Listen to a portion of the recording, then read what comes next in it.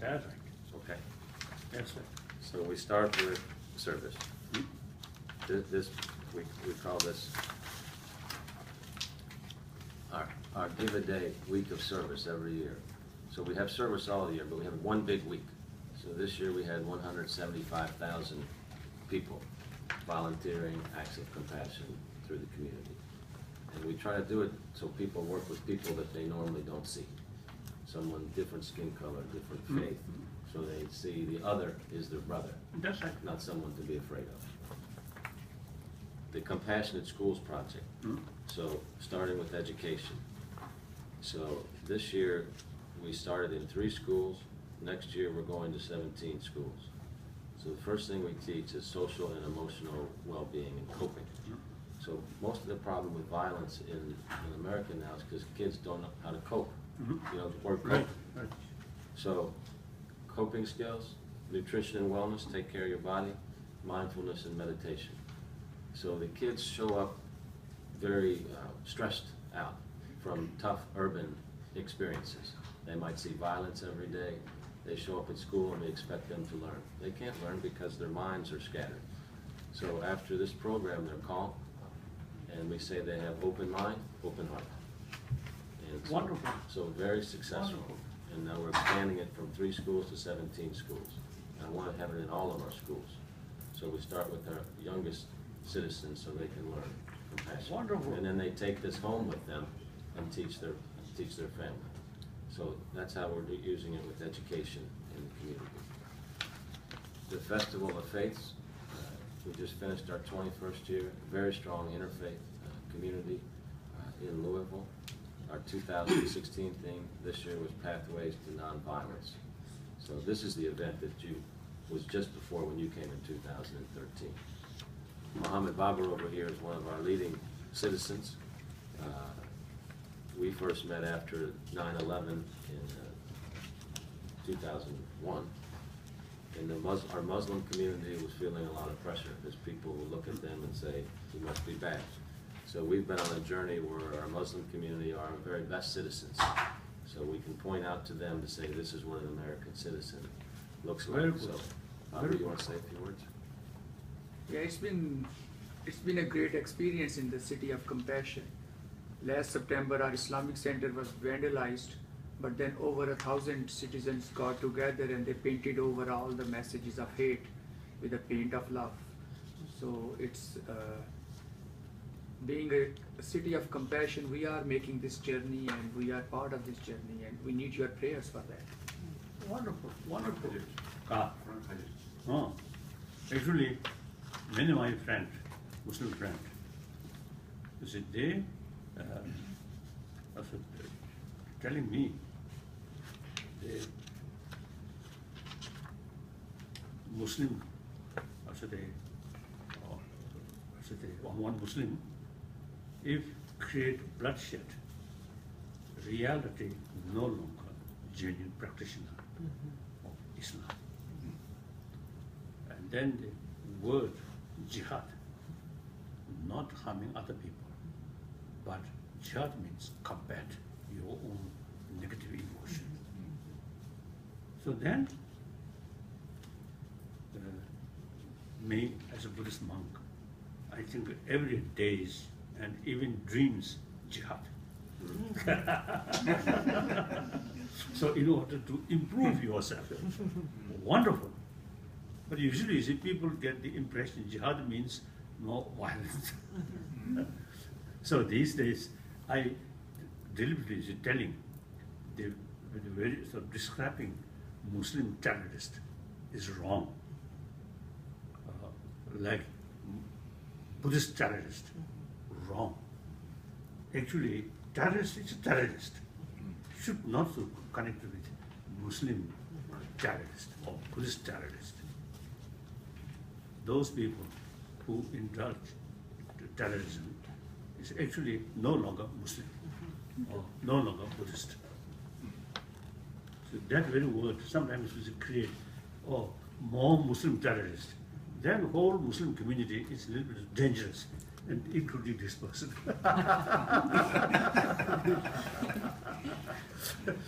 And Buddhist now, Buddhist terrorists also there. This also may be dangerous. We also, I don't know A lot of people think I'm dangerous. I don't know, but if you speak compassion, actually, maybe one day may become Buddhist terrorist. I don't think so. So, wonderful, wonderful. Since September 11th even happened, I really come defending Islam. We appreciate it. About billion Muslim on this planet. Some mischievous people are always there, among the Buddhists also, among the Hindus, among Christians, among the Jews, everywhere. But teaching as a whole, telling compassion. Then Sharia law, I have some sort of reason to explain.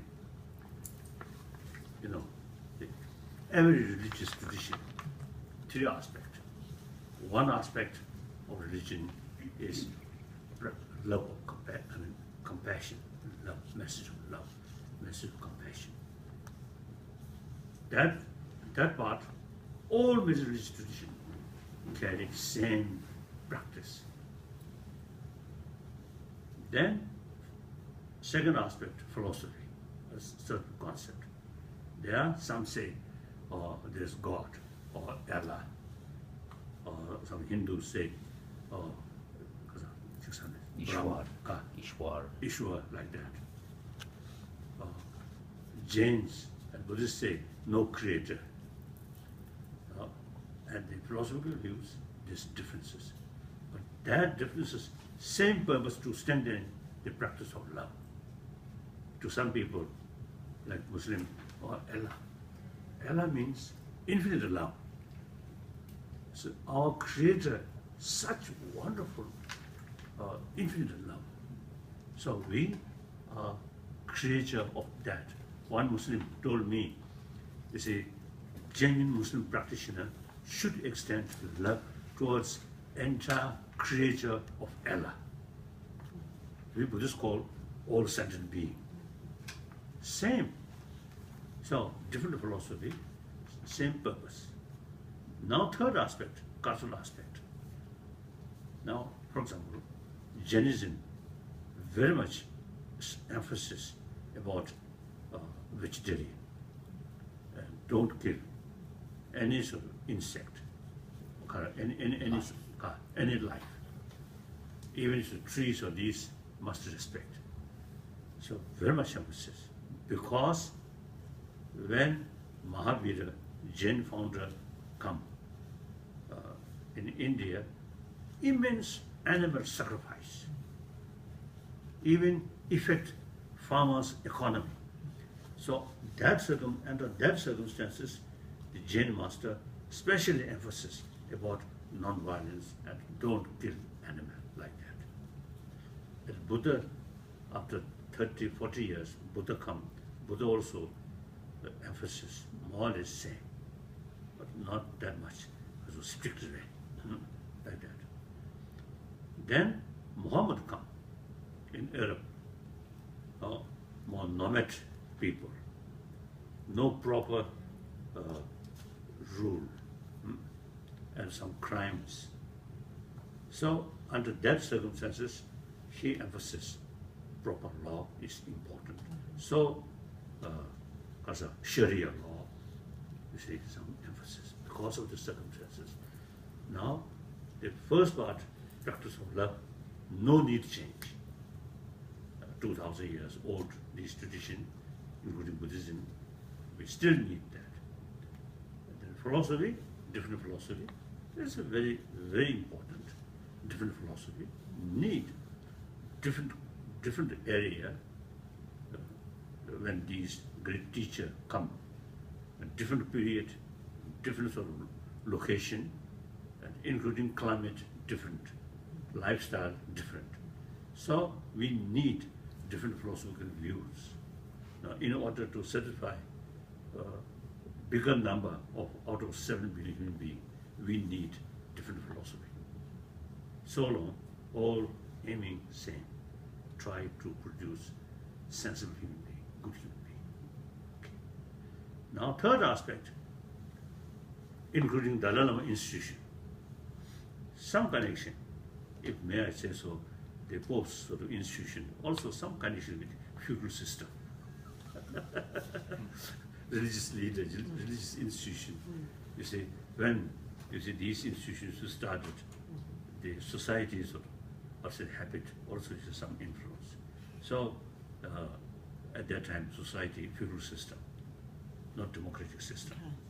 So the religious institution and also you say sometimes a little sort of discrimination, male, female, like that. These are old thinking, habit. In the eyes of God, Allah, equal. But in the practice, sometimes little in Muslim, also you see a little bit sort of the discrimination. So these social habit, influence of social habit, that part, from time to time, we have to change. In India, caste system, feudal system, I think the rulers, you see, in order to easier to exploit these masses, so then they say, oh, God created you as a working class people. We create ruling. So in Tibet also, you see, Lama, some